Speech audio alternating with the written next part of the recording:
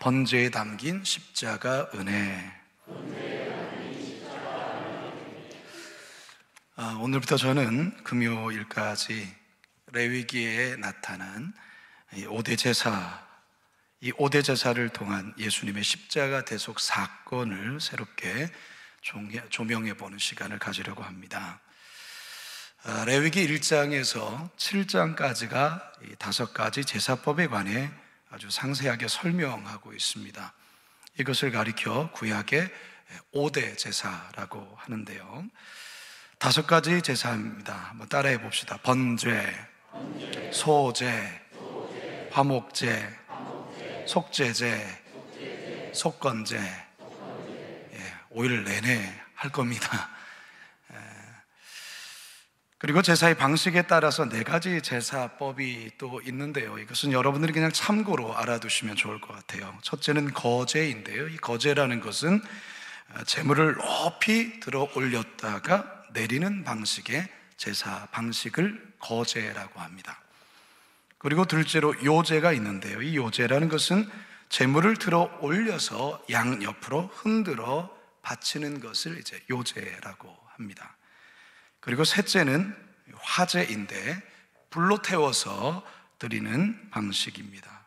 그리고 넷째는 전제인데요, 붓는 제사라는 뜻으로 쉽게 말해서 제물 위에 포도주나 피, 기름을 완전히 부어서 바치는 제사다, 이렇게 말을 합니다. 이처럼 4가지 방식의 제사법이 있다는 것을 그냥 참고로 일단 알아두시면 좋겠습니다. 자, 오늘 첫 번째 5대 제사 가운데 첫 번째가 뭐라고요? 번제입니다. 번제. 이 번제는 제물을 제단 위에 통째로 올려서 태우는 제사를 번제라고 하는 것입니다. 이 히브리어로 번제로 뭐라 하냐면 올라라고 하는데, 올라. 뭐라고요? 올라. 이 올라가다라는 뜻의 동사인 알라에서 나온 유래한 명사입니다. 재밌게도 우리 한국말과 같습니다. 올라가다라고, 연기가 올라가다라는 그 의미가 히브리어 올라입니다. 참 신기하죠? 신기합니다. 번제단 위에 제물이 불로 태워질 때 연기가 하늘로 올라가는 것을 의미합니다. 그 올라가는 연기, 향기를 하나님이 이렇게 맡으시는 거죠. 그러면 제사를 하나님께서 받으셨다라는 의미가 되는 겁니다. 번제는 고대 이스라엘 제사 중에서 가장 보편적이고도 기본적인 제사로 알려져 있습니다. 국가적인 절기 때도 이 번제를 드렸고요, 그리고 개인이 드리는 제사들 중에서 번제를 드렸습니다. 그리고 상번제라고 해서 제사장은 매일마다 성막에서 드리는 번제가 있었습니다. 이 상번제라고 하는데요, 매일 드리는 번제. 하나님과의 만남을 위해 드리는 가장 기본적인 제사가 바로 번제였습니다. 솔로몬이 매일 1000일 동안 드렸던 제사가 있죠. 이걸 뭐라고 하죠? 일천번제라고 하는 게 번제입니다. 번제. 1000번 드렸어요. 1000번. 매일 1000일 동안 1000번제. 그래서 우리 성도님들 1000번제 헌금이라고 하는 이렇게 드리는 경우 있지 않습니까? 이 번제입니다. 번제. 자, 그렇다면 번제로 드리는 제물이 어떤 제물, 짐승, 가축이 쓰여졌을까? 자, 3절 상반절을 같이 한번 읽어볼까요? 시작. 그 예물이 소의 번제이며. 자, 여기에 뭐가 등장하죠? 소가 나오고 있습니다. 소가 등장하고 있고요. 10절 상반절입니다. 시작. 만일 그 예물이 가축대의 양이나 염소의 번제이면 뭐가 나옵니까? 양, 염소가 나오고 있어요. 자, 소가 첫 번째로 등장했고, 두 번째로는 양이 나왔고, 세 번째로는 염소가 나왔어요. 자, 14절 상반절입니다. 시작. 만일 여호와께 드리는 예물이 새 번제이면 산비둘기나 집비둘기 새끼로 뭐가 나옵니까? 산비둘기 새끼나 집비둘기 새끼가 나오고 있어요. 자, 정리해 보자면 번제에 쓰이는 제물은 소, 양, 그리고 염소, 그리고 비둘기 새끼가 등장을 합니다. 이 비둘기 새끼가 조금 독특한데요, 이 비둘기 새끼를 왜 바치냐면 소나 양이나 염소를 바칠 수 없는 가난한 사람들을 위해서 하나님께서 바치라고 한 게 이 비둘기 새끼예요. 그러니까 참 하나님께서 이 번제, 이제 곧 설명하겠지만 하나님께 드려야 될 제물이 돈이 없어서 가난한 자들에게는 가장 최소한의, 그리고 가난한 자들도 드릴 수 있는 그게 바로 비둘기 새끼였다라는 것입니다. 산비둘기도 가능했고요, 집비둘기도 가능했다, 그 말인 거죠. 여기에 하나님의 배려가 담겨 있습니다. 번제에서는 4발 달린 짐승의 경우에는 수컷만 사용되었습니다. 수컷, 암컷이 사용될 수는 없습니다. 물론 비둘기에는 암컷도 사용이 되었어요. 그러나 4발 달린 짐승에게는 수컷만 사용이 되었는데요. 자, 3절 중반절을 함께 읽습니다. 시작. 그 예물이 소의 번제이면 흠없는 수컷으로. 10절을 읽습니다. 시작. 만일 그 예물이 가축대의 양이나 염소의 번제이면 흠없는 수컷으로 드릴지니. 자, 내일 모레 수요일 날 화목제에 대해서 여러분께 알려드릴 거고요, 목요일 날에는 속죄제에 대해서 여러분께 알려드릴 건데, 화목제나 속죄제의 경우에는 수컷 말고 암컷도 함께 활용이 되었어요. 암수 모두를 드릴 수가 있었어요. 그런데 번제에는 암컷이 사용될 수가 없어요. 방금 말씀드렸지만 가난한 자들이 바치는 비둘기는 제외였어요. 비둘기는 암수 상관이 없습니다. 모든 게 수컷으로 드렸어요. 왜 수컷만 드려야 될까요? 고대 사회에서 수컷은 암컷보다 더 우월한 가치를 부여했어요. 그리고 실제로 수컷이 암컷보다 가격이 더 비쌌습니다. 그래서 흠없는 수컷으로 드린다라는 것은 가장 좋은 제물을 하나님께 드린다라는 의미가 담겨 있는 거예요. 가장 좋은 것, 가장 귀한 것, 그것을 하나님께 드린다라는 의미가 담겨 있어요. 자, 그렇다면 여러분, 번제는 어떤 때 하나님께 드리는 제사일까요? 첫 번째는요, 여러분들에게 잘 정리하셔야 됩니다.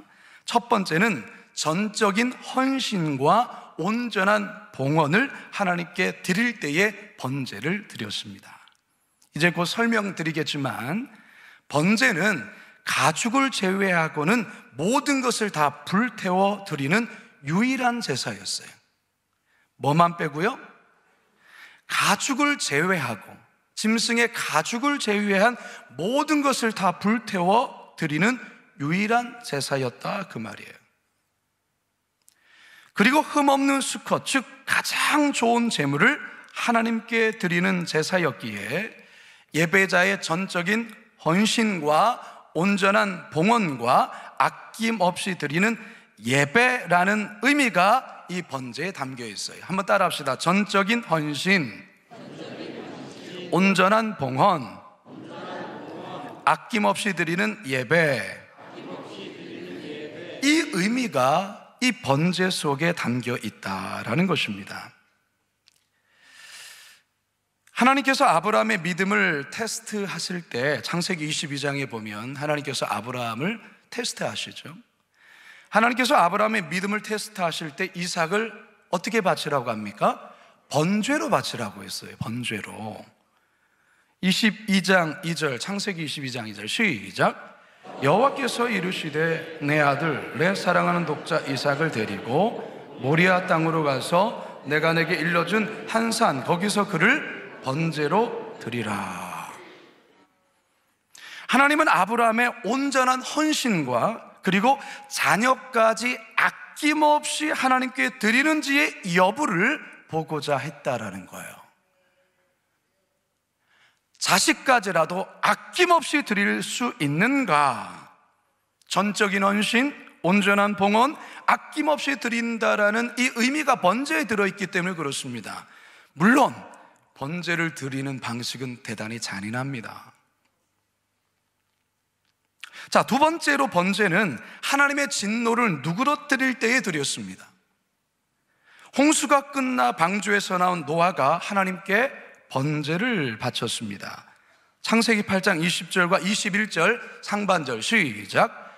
노아가 여호와께 제단을 쌓고 모든 정결한 짐승과 모든 정결한 새 중에서 제물을 취하여 번제로 제단에 드렸더니 여호와께서 그 향기를 받으시고 그 중심에 이르시되 내가 다시는 사람으로 말미암아 땅을 저주하지 아니하리니.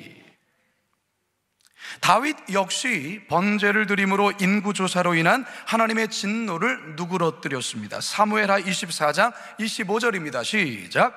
그곳에서 여호와를 위하여 제단을 쌓고 번제와 화목제를 드렸더니 이에 여호와께서 그 땅을 위한 기도를 들으심에 이스라엘에게 내리는 재앙이 그쳤더라. 자, 세 번째로는 번제는 속죄의 의미가 함께 있었어요. 속죄의 의미. 이제 속죄제도 있지만 이 번제 안에는 속죄의 의미가 함께 있었다, 그 말인 것이죠. 1장 4절 하반절입니다. 시작. 그를 위하여 속죄가 될 것이라. 제사를 드리는 사람은 원래 죄로 인해 죽어야 했지만 제물이 대신 죽임을 당함으로 사망을 면하게 되었어요. 다시 말해 번제물이 죄인인 자신의 몸값을 지불했다, 그 말인 것이죠. 자, 그렇다면 번제를 드리는 방법이 어떠했을까? 사실 우리가 이것을 알게 될 때 번제에 대한 의미를 더욱 새롭게 느낄 수가 있습니다. 어제 설교를 통해서 미리 이미 여러분께 말씀을 드렸지만 다시 한번 말씀을 드린다면, 예배자가 하나님께 번제를 드리기 위해서는 산 제물이 필요했습니다. 살아있는 제물입니다. 죽은 제물은 쓸 수가 없습니다. 살아있어야 됩니다. 각자의 처지와 형편에 따라서 소나 양이나 염소, 가난한 사람들은 비둘기 새끼를 바칠 수 있었는데요, 여기서 중요한 것, 살아있어야 되고 또 한 가지는 뭘까요? 흠이 없어야 된다. 이게 아주 중요합니다. 흠이 없어야 됩니다. 제물을 가지고 성막 문 앞에 서면 제사장이 제일 먼저 하는 게 뭐냐면 이 제물이 흠이 있는가 흠이 없는가를 확인을 했어요. 흠이 없는 것을 확인하면 예배자는 성막 안으로 이 짐승과 함께 들어갑니다. 그러면 이 예배자가 짐승의 머리에 손을 얹고 안수를 합니다. 안수를 누가 하죠? 제사장이 합니까? 아니면 예배자 당사자가 합니까? 예배자가 하는 거예요. 그 내용이 4절에 쓰여 있어요. 시작. 그는 번제물의 머리에 안수할지니. 저 그는이라는 게 예배자를 가리키는 거예요. 제사장이 아니에요. 예배자가 안수를 하며 자기의 죄를 고합니다. 안수의 의미는 바로 전가의 의미가 있어요. 전가하는 것. 나의 죄를 제물에게 전가시키는 거예요. 그리고 흠없는 짐승의 의가 안수자에게 또한 전가되는 거예요. 바꿔치기가 되는 거예요. 바꿔치기가. 그러니까 흠없는 짐승이어야 하는 거예요. 만약에 흠이 있는 짐승이면 그 흠이 있는 게 안수자에게 돌아오는 거예요. 흠이 없어야 되는 거예요. 예배자의 죄가 흠없는 제물에게 다 전가되었기에 이제 짐승이 죄값을 치릅니다. 그 죄값이 뭡니까? 죽이는 거예요. 도축하는 거예요. 짐승을 도축하는 일, 죽이는 것을 누가 한다고요? 제사장이 합니까? 아니에요. 예배자, 죄인인 안수한 사람이 이 죽이는, 도축하는 일을 하는 겁니다. 물론 발버둥 칠 때에 아마 레위인들이 아마 함께 붙드는 것은 아마 도와줬을 거예요. 어제도 말씀드렸지만 이 가축 잡는 게 쉬운 일이 아니에요. 예배자 혼자가 그걸 다 감당할 수는 없겠죠. 발버둥 치고 막 그럴 때에 아마 레위인들이 함께 붙들고 그런 일을 도와주었을 것입니다. 국제예수연조당 국제학교에서 한때 총장을 지냈던 이지웅 목사님이라고 있어요. 이분이 다니엘 기도의 강사로도 오셔서 말씀을 전해 주셨던 분인데요. 이분이 학생들에게 레위기를 가르치면서 성경에 나온 그대로 제사를 실제로 행해 보았다고 합니다. 이분 얘기로는요, 실제 제사를 해보니 이건 그야말로 못할 짓이라고 이야기를 해요. 실제로 양을 잡으며 이 레위기에 나온 그대로 제사를 지냈는데, 이거 하다가 여학생들은 막 졸도하기도 하고요, 막 트라우마에 한동안 막 힘들어하기도 했다라는 거예요. 피가 뭐 얼굴과 온몸에 뭐 튀어서 너무 끔찍하고 살벌했다라는 것입니다. 해보니까 짐승이 단번에 죽지 않는다라는 것을 알았다고 해요. 그래도 양은 죽는데 그렇게 버둥버둥대면서 죽지 않는데요, 양은. 그런데 소나 염소는 다르대요. 날뛴다라는 거죠. 이게 죽지 않으려고. 건장한 장정 네 사람이 달라붙어도 이게 당해내기가 쉽지 않다라는 거예요. 제가 어제 설교 중에 말씀드렸죠. 짐승을 죽이는데 유대인들, 전통 유대인들은 세 가지 방법으로 죽인다고 하더라고요. 첫 번째가 뭐라고 했습니까? 긴 꼬챙이로 이 짐승의 심장을 푹 찔러서 죽인다라는 거예요. 소를 도살할 때 너무 힘들대요. 왜냐하면 전문 도축가가 아닌 이상 보통의 사람이 이 짐승의 심장을 정조준해서 한 번에 퍽 찔러가지고 죽이는 경우는 거의 없다라는 것이죠. 뭐 한 번 찔렀다가 아니면 또 찔렀다가 또 찌르는 이런 현상이 벌어지는 거예요. 그러면 소가 가만히 있습니까? 날뛰죠. 또 다른 한 방법이 동맥의 힘줄을 끊어서 죽이는데, 발버둥 치는 짐승을 네 사람의 힘으로 꽉 눌러서 잡고 최소 20분 동안 피를 계속 흘려야 죽더라는 것입니다. 20분 동안 계속 붙잡고 있는 거예요. 또 하나는 이마 사이의 급소를 망치 같은 것을 때려 죽이는데, 이게 한 번에 정술에 맞아서 죽으면 얼마나 다행이에요.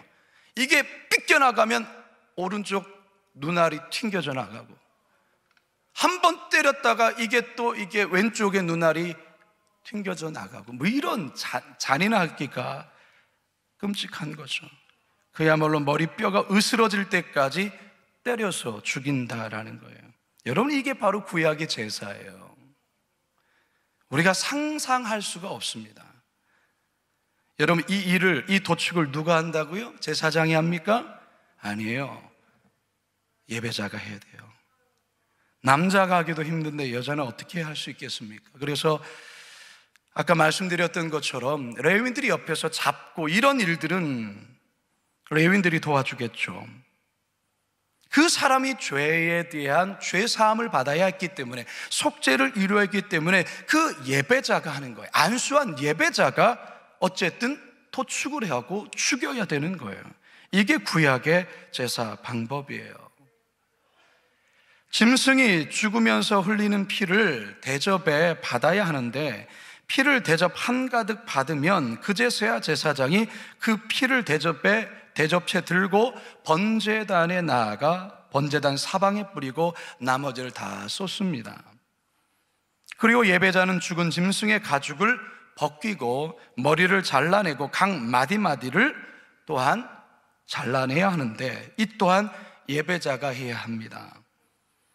여러분, 소의 가죽, 양의 가죽, 염소의 가죽 벗기는 게 쉬운 일입니까?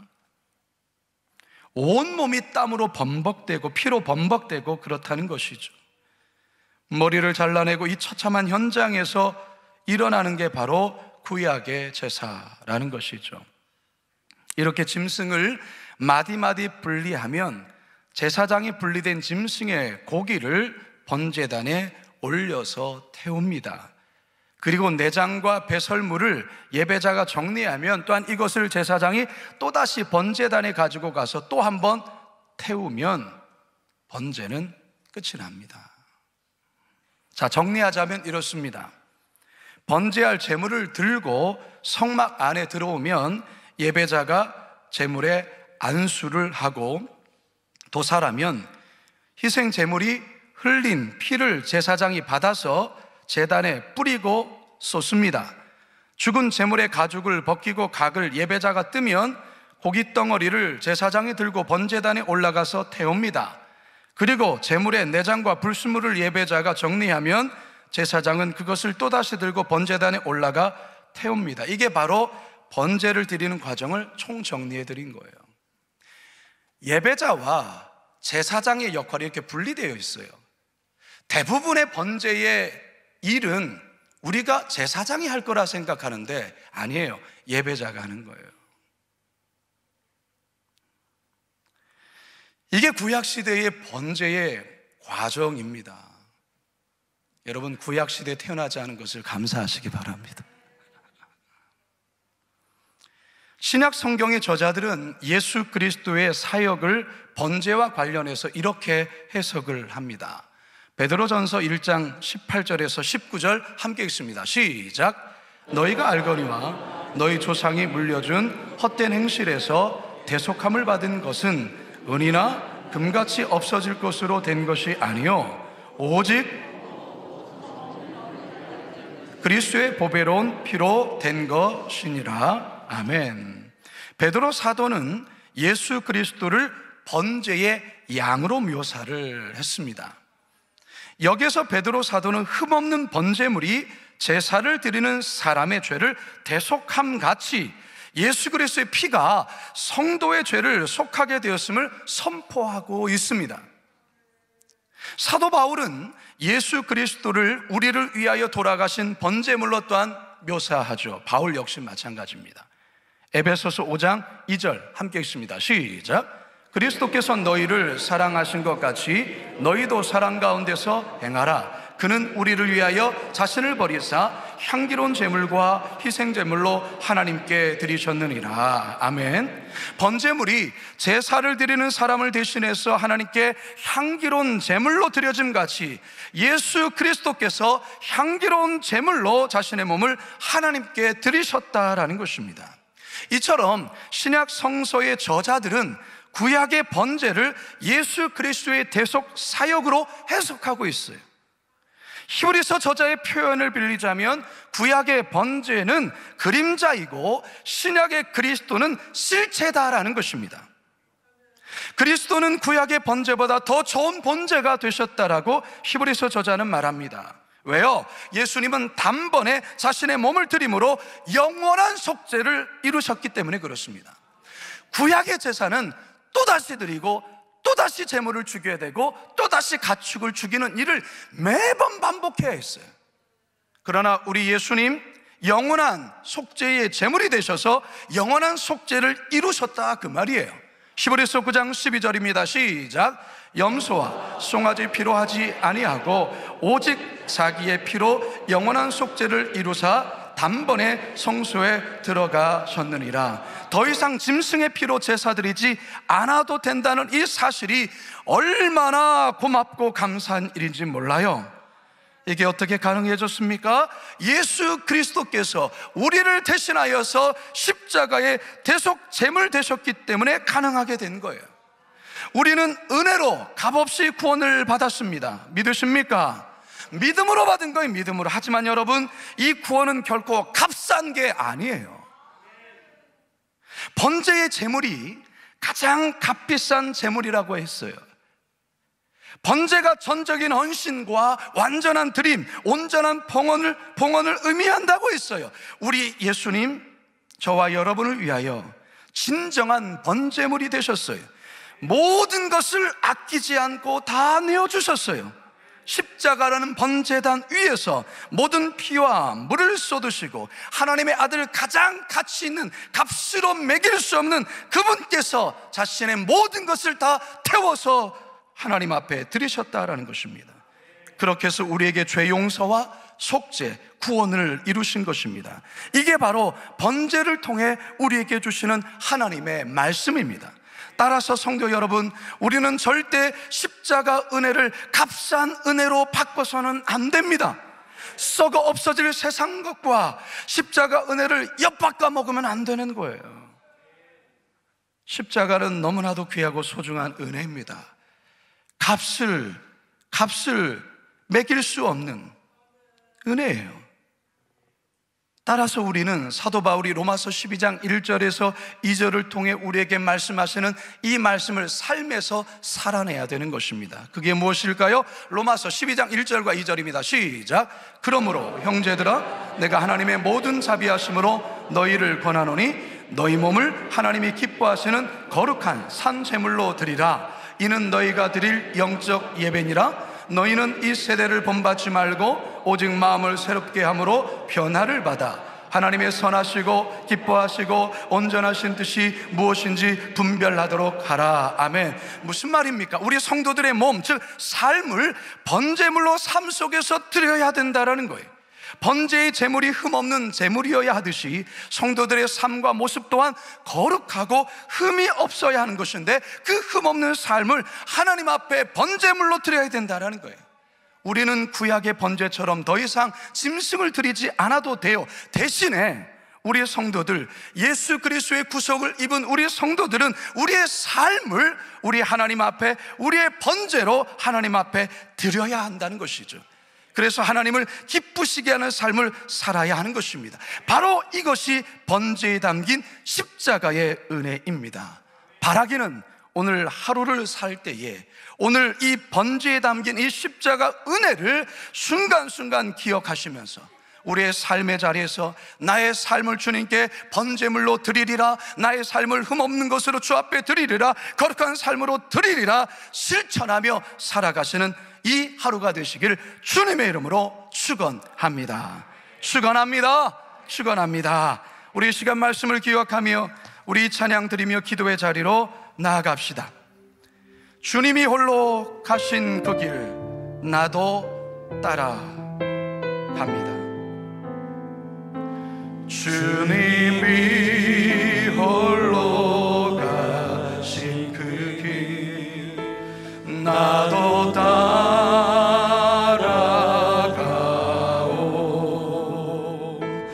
모든 물과 피를 흘리신 그 길을 나도 가오.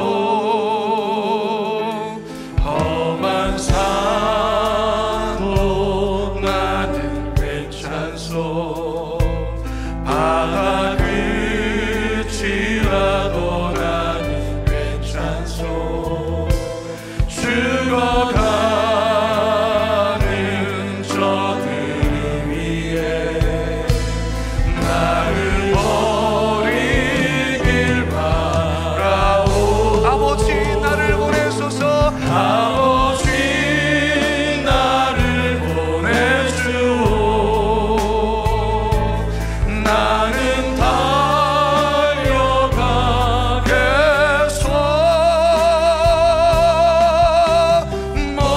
목숨도 아끼지 않겠소. 나를 보내주오. 아버지 나를 보내주오. 아버지 나를 보내주오. 나는 달려가겠소. 나는 달려가겠소.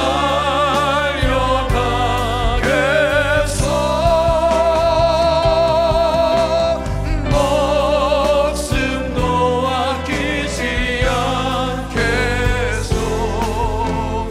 나를 보내주오.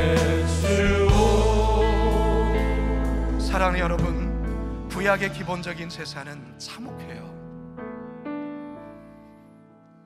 사실 우리가 실제로 그걸 보지 않아서, 사실은 우리가 말로서만 들어도 상상할 때 끔찍하잖아요.